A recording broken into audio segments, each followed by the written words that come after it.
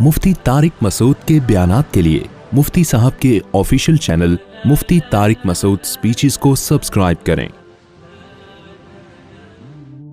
तो अल्लाह ने फरमाया अल्लाह के अहद को पूरा किया करो, इदा आहदतुम, जब भी तुम किसी से अहद किया करो, वला तनकुजुल ऐमाना बाद तौकीदिहा, और कसमों को मत तोड़ा करो उसको मुअक्कद करने के बाद, क्योंकि एग्रीमेंट में आम तौर पर कसमें भी ली जाती हैं। अल्लाह की कसम मैं एग्रीमेंट करता हूं कि हम इसको पूरा करेंगे। ताकीद के बाद क्या मतलब? जब अल्लाह के नाम के साथ उसकी ताकीद कर दी जाए। एक कसम बगैर अल्लाह के नाम के उठाई जाती है, अल्लाह की यानी कसम से मैं ये काम करूंगा, जैसे हल्फ लिए जाते हैं, गैर मुस्लिमों के यहाँ भी हल्फ लिए जाते हैं, तो उनकी असम्बलियों में हल्फिया बयान होते हैं। और एक कसम वो होती है जिसमें अल्लाह को भी ले आया जाए बीच में, जैसे अल्लाह की कसम, खुदा की कसम। तो एग्रीमेंट में जब कसम उठा ली है तो अल्लाह ने फरमाया, स्पेशली उस एग्रीमेंट का अलग से तस्करा किया कि वो एग्रीमेंट जो कस्मों के साथ हुआ करें, जिसमें तुम कसम उठा लेते हो, तो ताकीद अल्लाह के नाम के साथ उसकी तुमने ताकीद भी कर दी, तो कसम को मुअक्कद करने के बाद उसको मत तोड़ा करो। इसका यह मतलब नहीं है कि कसम को अगर आपने मुअक्कद नहीं किया, उसकी ताकीद नहीं की, तो फिर तोड़ सकते हैं, यह मतलब नहीं है। मतलब यह है कि आम तौर पे जब कस्में उठाई जाती हैं तो अल्लाह के नाम के साथ उसकी ताकीद भी की जाती है, तो उसको तोड़ना ज़्यादा बड़ा जुर्म है। वरना तो पीछे हर किस्म के एग्रीमेंट को तोड़ने पर अल्लाह ने पाबंदी लगा दी है, तो इसको अलग से जिक्र किया जा रहा है, ये ज़्यादा बड़ा जुर्म है। वक़द जअलतुमुल्लाह अलैकुम कफ़ीला, जबकि तुम अल्लाह को उस पर कफ़ील यानी गवाह भी बना चुके हो।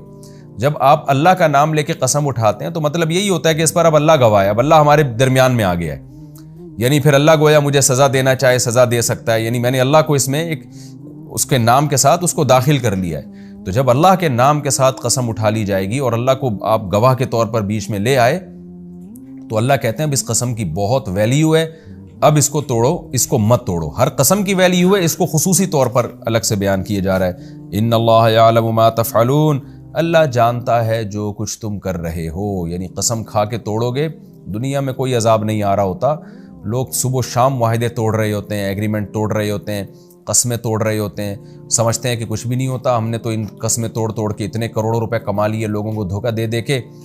तो अल्लाह फरमाते हैं कि ये तुम ये ना समझो कि अल्लाह को पता नहीं है, अल्लाह देख रहा है, तो वो इंतकाम लेगा तुमसे। वला तकूनु कल्लती नक़ज़त ग़ज़लहा मिन बादि क़ुव्वतिन अनकासा,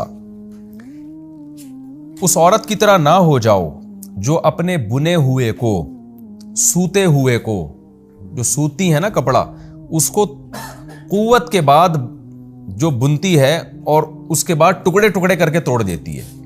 क्या मतलब? अपने किए कराए पे पानी मत फेरो कस्में तोड़ तोड़ के। अरब में एक औरत थी मक्का में, वो बेचारी दिमागी तवाज़ुन ख़राब था उसका, वो स्वेटर या कोई ऐसी चीज़ सारा दिन बुनती रहती थी। जैसे पहले ज़माने में ख़वातीन तो इन सिलाई के ज़रिए स्वेटर बुनती थी, अब तो मशीनों से ये काम हो रहे हैं। पहले तो सारा कपड़ा हाथों से बुना जाता था, तो वो सारा दिन बैठ के बुनती रहती, इतनी मेहनत करती और इतना खूबसूरत एक स्वेटर या कोई कपड़ा तैयार करके, बेचारी का दिमागी तवाज़ुन ख़राब था, फिर उसको ऐसे जो है ना तोड़ देती, बिल्कुल बिखेर देती, सारी मेहनत अपनी ज़ाया कर देती। तो अल्लाह ने उस औरत की, मक्का में चूंकि मशहूर थी, उसकी मिसाल दी है कि तुम भी ऐसा ना हो कि नेकियां करते करते करते करते कोई ऐसा गुनाह करो कि अपनी सारी नेकियों को तुम ज़ाया कर दो। यानी नेकियों के ताने बाने तुमने बुने, इतनी अरसा मेहनत की और फिर ऐसा अमल किया जिससे तुम्हारी सारी मेहनत बर्बाद हो गई, तो उस औरत की तरह ना हो जाओ।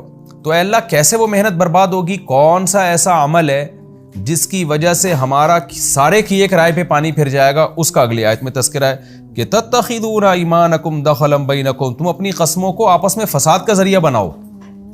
तो अगर तुमने अपनी कसमों को आपस में फसाद का जरिया बना दिया तो तुम्हारे अमाल बर्बाद हो जाएंगे। फसाद का जरिया कैसे बनाया जाता है? ऐसे बनाया जाता है कि बाज़ दफ़ा कोई झगड़ा ख़त्म करने के लिए कोई एग्रीमेंट होता है जिसमें आप मजबूत कस्में उठा लेते हैं कि हम ये करेंगे और उस मुआहदे को पूरा करेंगे, लेकिन फिर आपको मफाद नज़र आता है कि यार ये कसम तोड़ दो, तोड़ने से मुझे पैसा मिलेगा, या मैंने एग्रीमेंट किया था इस कौम का साथ दूंगा हमेशा। जैसे जंगों में बहुत ज़्यादा एग्रीमेंट हुआ करते थे कि मैं इस कौम का साथ दूंगा और उससे लड़ूंगा। इस कौम से आपने एग्रीमेंट कर लिया कि लड़ाई में मैं हमेशा तुम्हारा इत्तेहादी बनूंगा। बाद में आपने देखा कि पलड़ा उसका भारी है, वो तरक्की कर रहे हैं, तो आपने क्या किया? इनको धोखा देके उनके साथ मिल गए। या किसी शख्स से आपका एग्रीमेंट हुआ تو اب آپ جب ایگریمنٹ ہوا ہے تو نفع میں بھی فائدے میں بھی آپ نے اس کا ساتھ دینا ہے, نقصان میں بھی ساتھ دینا ہے, لیکن آپ کو لالچ چاہیے کہ یار ادھر والی پارٹی جو ہے نا زیادہ مضبوط لگ رہی ہے تو اس کو ڈاچ دے دیا آپ نے. تو اس کا قرآن نے تذکرہ کیا کہ تم اس طرح سے ایگریمنٹ کو توڑو گے, معاہدوں کو توڑو گے, قسموں کو توڑو گے تو یہ چیز فساد کا ذریعہ بنے گی. وہ فساد کیا ہے کہ لوگ بھی پھر معاہدوں پر پابند نہیں ہوں گے, پھر تمہارا فریق مخالف بھی معاہدے توڑے گا, دنیا میں ایگریمنٹ توڑنے کا رواج قائم ہوگا. اس سے بڑا کیا فساد ہو سکتا ہے؟ لوگوں کا دین میں داخلہ رکے گا, لوگ کہیں گے مسلمان جو ہے ایگریمنٹ کر کے توڑ دیتے ہیں. یہ سارے فساد ہے جن کا آگے تذکرہ آ رہا ہے کہ یہ چیز اللہ کے راستے سے روکنے کا ذریعہ بھی بنے گی.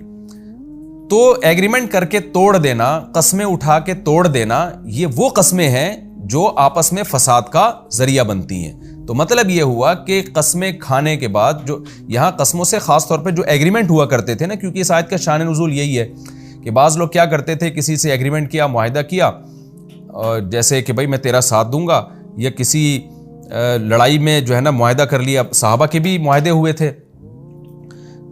غیر مسلم قبیلوں کے ساتھ بھی معاہدے ہوتے تھے کہ اس قبیلہ جو غیر مسلم ہے اس پر اگر کسی نے حملہ کیا, جیسے یہودیوں کے ساتھ بہت ایگریمنٹ ہوئے ہیں کہ اگر ہم پر کسی نے حملہ کیا تو تم ہمارا ساتھ دو گے, تم پر ہم حملہ کیا تو ہم تمہارا ساتھ دیں گے. اس طرح یہودیوں کے ساتھ بھی ایگریمنٹ ہوئے. اب اس میں یہ خطرہ ہوتا تھا کہ بھائی ایک قبیلے کے ساتھ مسلمانوں کا ایگریمنٹ ہوا, وہ قبیلہ کمزور ہو رہا ہے, پھر کسی مسلمان کے دل میں خیال آ سکتا تھا بھائی ہم اس سے, ہم جو ہے نا, ہم اگر ان کا ساتھ دیں گے تو ہم بھی مارے جائیں گے اور یہ تو مارے جائیں گے. تو اللہ نے ان چیزوں سے منع کیا کہ مسلمان اپنی زبان کا پابند ہوتا ہے, چاہے اس ایگریمنٹ کے نتیجے میں اس کو, اس ایگریمنٹ کو باقی رکھنے میں فائدہ ہو یا نقصان ہو, وہ ایگریمنٹ نہیں توڑتا. اس لیے اللہ نے فرمایا تتخذون ایمانکم دخلا بینکم, تم اپنی قسموں کو آپس میں فساد کا ذریعہ بناتے ہو تو یہ کام مت کرو. یہ بناتے ہو نہیں, اس کا مطلب یہ نہیں کہ صحابہ یہ کرتے تھے. یہ پچھلی آیت کی تفسیر میں اللہ نے فرمایا کہ جو عورت سویٹر بن کے, کوئی کپڑا بن کے توڑ دیتی ہے نا, تو یہ عمل ایسے ہوگا کہ تم اپنی قسموں کو ذریعہ بناؤ آپس میں فساد کا. تو اگر تم ذریعہ بناؤ گے آپس میں فساد کا, یعنی ایگریمنٹ کر کے توڑو گے, تو تمہاری نیکیاں بھی اسی طرح سے برباد ہوں گی. ان تکون امۃ ہی اربا من امہ, صرف اس بیس پر تم ایگریمنٹ توڑو کہ ایک امت دوسری سے زیادہ پاورفل ہے, ایک قوم جو تمہارے مخالف ہے وہ اس سے زیادہ پاورفل ہے جس سے تم نے ایگریمنٹ کیا ہے. آج صبح شام ہمیں یہ نظر آتا ہے کہ آپ اسٹیٹ ایجنٹ کو دیکھیں نا, ایگریمنٹ ہو گیا کسٹمر سے اور پلاٹ کا ایڈوانس بھی لے لیا اور بیانہ بھی لے لیا, سب کچھ ہو گیا, اس کے بعد اس کو دوسری پارٹی زیادہ پاورفل نظر آئی تو ادھر سے ایگریمنٹ توڑ دیتا ہے. تو یہ آیت بہت جامع ہے, اس میں جنگی بین الاقوامی معاہدے بھی ہیں, ملکوں کے آپس کے معاہدے بھی ہیں, گھریلو نجی زندگی میں بھی یہ سب کچھ ہوتا ہے, جو خرید و فروخت کے معاہدے بھی ہیں. آپ نے ایک کسٹمر سے ایگریمنٹ کر لیا کہ یہ چیز میں تمہیں اتنے کی دوں گا, اس کے بعد دوسرا بندہ آیا جو زیادہ لگا رہا ہے تو اس کو ٹوپی کرا دی فوراً. تو ان تکون امۃ ہی اربا من امہ, اس آیت میں سب کچھ داخل ہو گیا.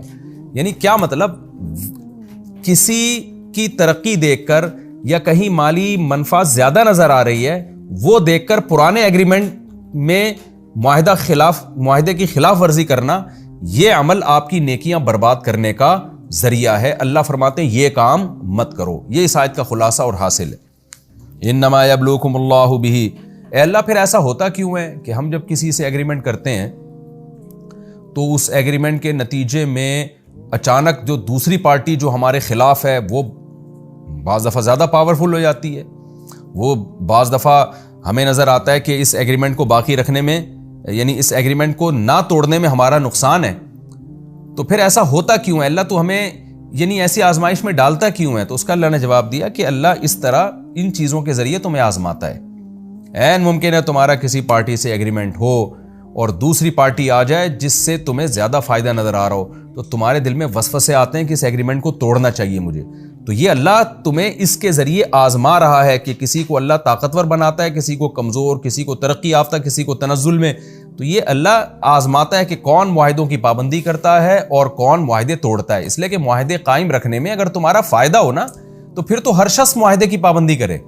سارا مسئلہ ہی وہی ہے, پابندی وہاں مشکل ہوتی ہے, زبان پر قائم رہنا وہاں مشکل ہوتا ہے جہاں زبان پر قائم رہنا آپ کے خلاف جا رہا ہوتا ہے. کتنی بہترین آیت ہے, کاش ہم اس آیت کو اپنی زندگی کا حصہ بنا لیں. آگے فرماتے ہیں وَلَا نُبَيِّنَنَّ لَكُمْ يَوْمَ الْقِيَامَةِ مَا كُنْتُمْ فِيهِ تَخْتَلِفُونَ, جن چیزوں میں تم اختلاف کر رہے ہو نا, ہم قیامت کے دن کھول کھول کے بیان کر دیں گے. تو تو اللہ تعالیٰ قیامت میں ان اختلافات کو بیان کر دے گا، جن چیزوں میں ہم اختلاف کر رہے ہیں. اختلاف کا مطلب عملی طور پر اختلاف، کچھ معاہدوں کی پابندی کر رہے ہیں، کچھ معاہدوں کو توڑ رہے ہیں.